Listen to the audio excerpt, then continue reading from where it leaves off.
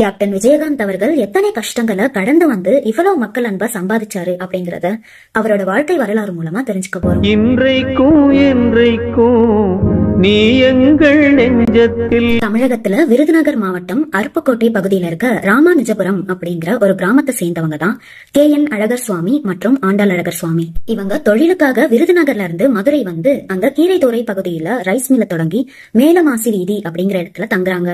இந்த இருவருக்கும் 1952 ஆகஸ்ட் 25 அன்னைக்கு விஜயராஜ் அப்படிங்கிற இயற்பெயர் கொண்டிருந்த நம்ம கேப்டன் விஜயகாந்த் பிறக்கிறாரு.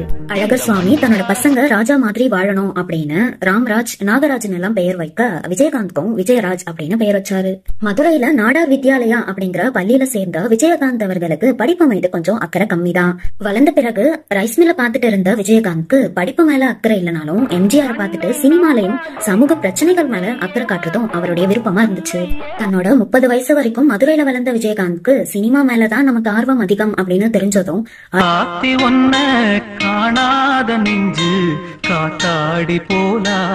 1978 மதுரையில இருக்க ராசி ஸ்டுடியோஸ்ல தன்னோட புகைப்படங்களை எடுக்கிறாரு பட வாய்ப்புக்காக.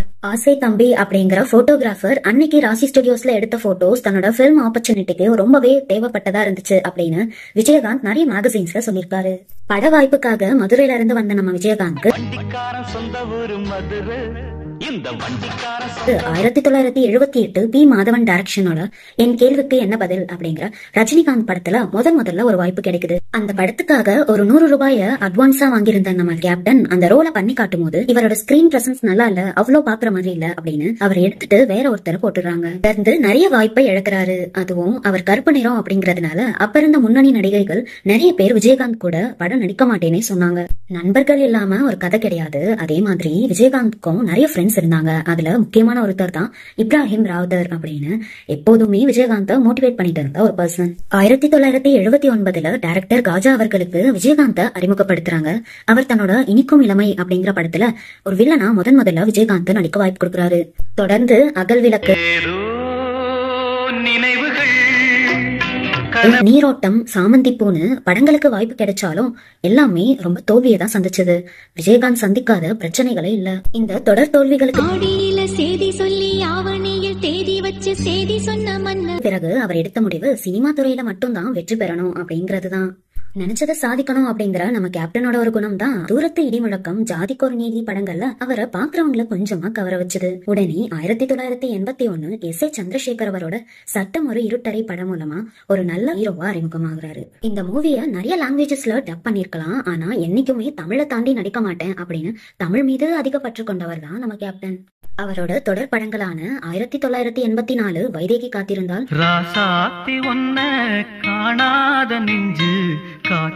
1986 அம்மன் கோவில் கிழக்காலே, 1988 பூந்தோட்ட காவல்காரன், சிந்திய வெண்மணி சிப்பியில் முத்தாச்சு என் கண்ணம்மா, 1990 செந்தூர பூவேன்னு, செந்தூர பூவே இங்கு தேன் சிந்தவாவா எல்லாமே மிகப்பெரிய வெற்றி கண்ட படங்கள் தான். அவருக்கு இருந்த தேசப்பற்றும் நாட்டுல நடக்கிற ஊழலுக்கு எதிராக அவர் குரல் கொடுக்கறதும் மக்கள் இடத்துல அவருக்கு நிறைய அன்பு சம்பாதிச்சது. 1991 R.K. செல்வமணி அவரோட கேப்டன் பிரபாகரன் படத்துல விஜயகாந்த் நடிச்ச பிறகு கேப்டன் அப்படிங்கிற பட்டம் மக்கள் மூலமா அவருக்கு கிடைச்சது. 1990 பிரேமலதா அப்படிங்கிறவங்கள மேரேஜும் பண்றாரு.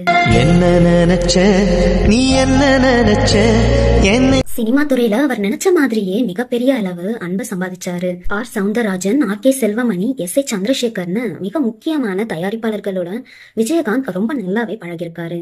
எல்லாரிடத்திலயும் அவர் ஒரு நல்ல மனிதர் அப்படிங்கிற பெயர் தான் எடுத்திருக்காரு.